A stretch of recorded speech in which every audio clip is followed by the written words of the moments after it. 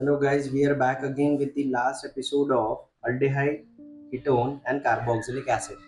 इस शीट में हम कवर अप करेंगे कि कार्बोक्सिलिक एसिड के जितने भी इंपॉर्टेंट रिएक्शंस है along with reagents, along with mechanism ये हम कवर अप करें. Let's start. सबसे पहले हम देख रहे हैं ऑक्सीडेशन ऑफ अल्कोहल्स, यानी अल्कोहल को हम कन्वर्ट करेंगे ऑक्सीडेशन करके, यानी एडिशन ऑफ ऑक्सीजन करेंगे. जैसे आप रिएक्शंस में देख पा रहे हो कि हमने एक एक ऑक्सीजन बढ़ा दिया है तो अल्कोहल कन्वर्ट हो जाएगा काय में, हमारा कार्बोक्सिलिक एसिड. जी, तो ऑक्सीडाइजिंग एजेंट होना हमें, क्योंकि ऑक्सीजन को ऐड करना है मुझे तो ऑक्सीडाइजिंग एजेंट लगेंगे. तो that is the presence of catalyst. हमारे पास कुछ कैटलिस्ट हमने शॉर्टलिस्ट किए जो most of the time entrance exam में कई बार अपीयर हुए.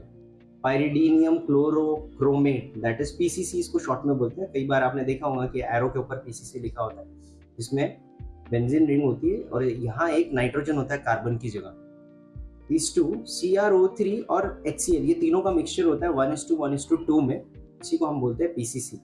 जोनस रिएजेंट जो है वो अपना प्रेजेंस बताता है क्रोमेट ऑक्साइड के साथ, that is chromyl oxide CrO3 in H2SO4 in aqueous acetone के साथ H2S. और अगर आप देखोगे इसी का रिप्लेसमेंट एक और होता है, that is H2Cr2O4 in aqueous acetone is nothing but replacement of Jonas reagent.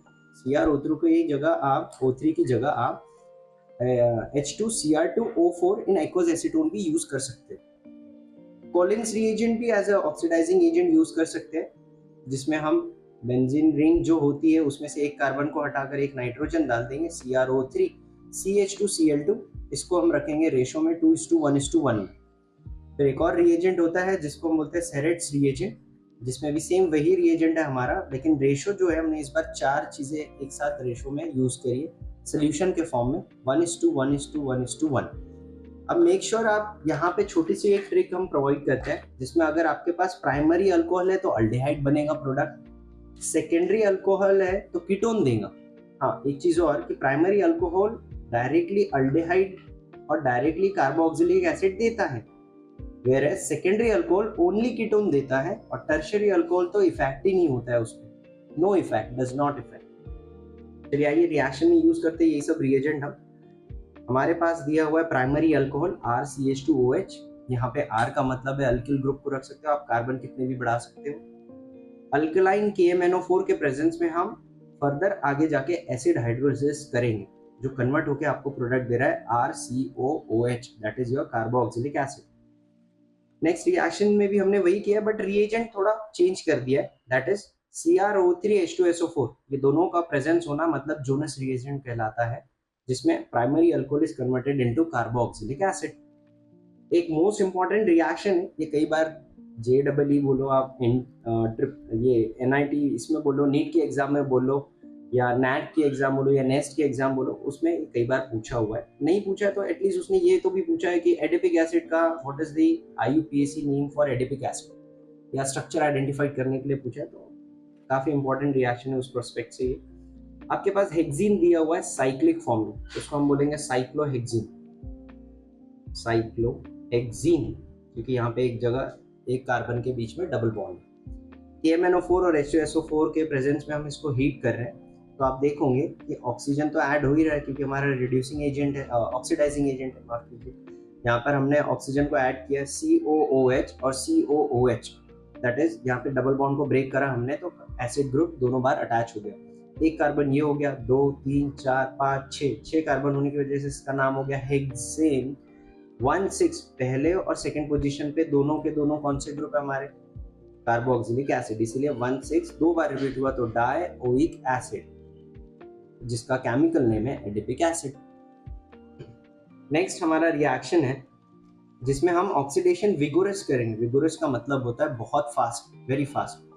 Vigorously oxidation of alkyl benzene, मतलब बेंजीन रिंग पे CH3 अटैच है, इट मींस टॉलिन. इसको हम KMNO4 और QH के प्रेजेंस में हीट कर रहे हैं, तो ये बनाएगा आपका cook reaction, that is intermediate बना दिया कुक, COOK. CH3 में से हमने 3 हाइड्रोजन निकाला और OOK ऐड कर दिया. फिर फर्दर जैसे ही आपने हाइड्रोलिसिस किया, ये कन्वर्ट हो जाएगा बेंजोइक एसिड. नेक्स्ट इसी का दूसरा एक और पार्ट होता है, जैसे मान लीजिए कि आपने 4 मिथाइल एसिटोफिनॉन यूज किया, मतलब इस बार हमने कीटोन को लिया हुआ है एरोमेटिक फॉर्म में।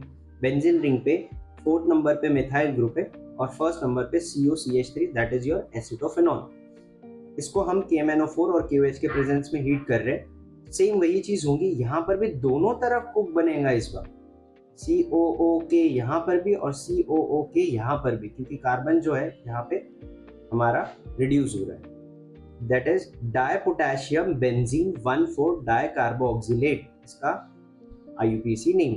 फर्दर इसका जब हमने एसिड हाइड्रोलिसिस किया तो दोनों तरफ भी क्या लग जाएगा, एसिड ग्रुप।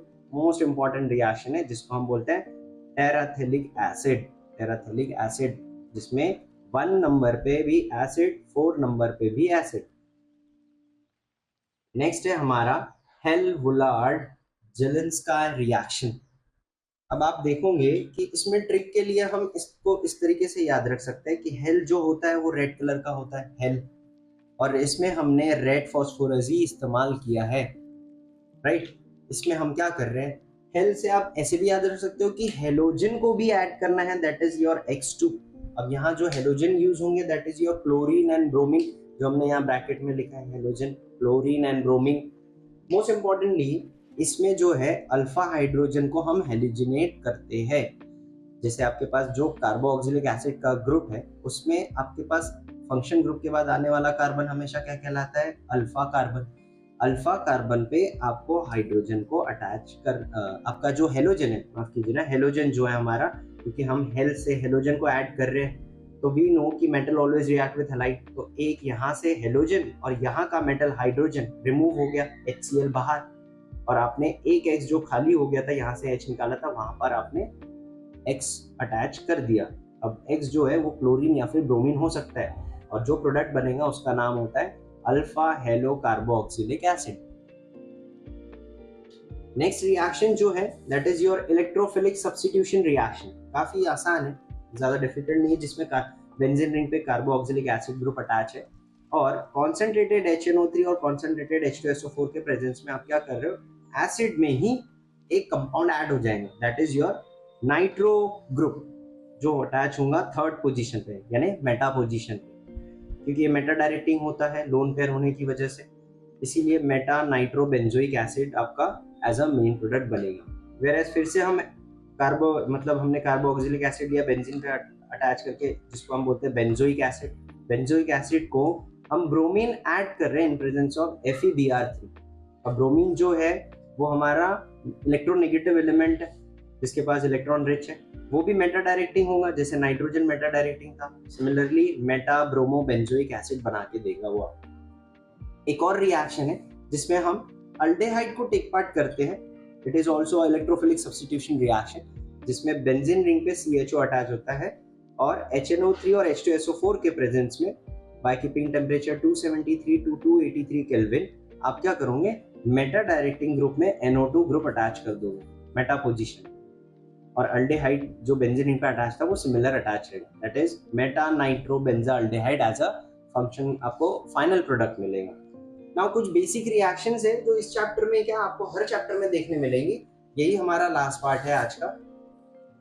आई होप आपको ये आज का सेशन पसंद आ रहा होगा। प्लीज लाइक और सब्सक्राइब करें। बेसिक रिएक्शंस की बात कर लेते हैं।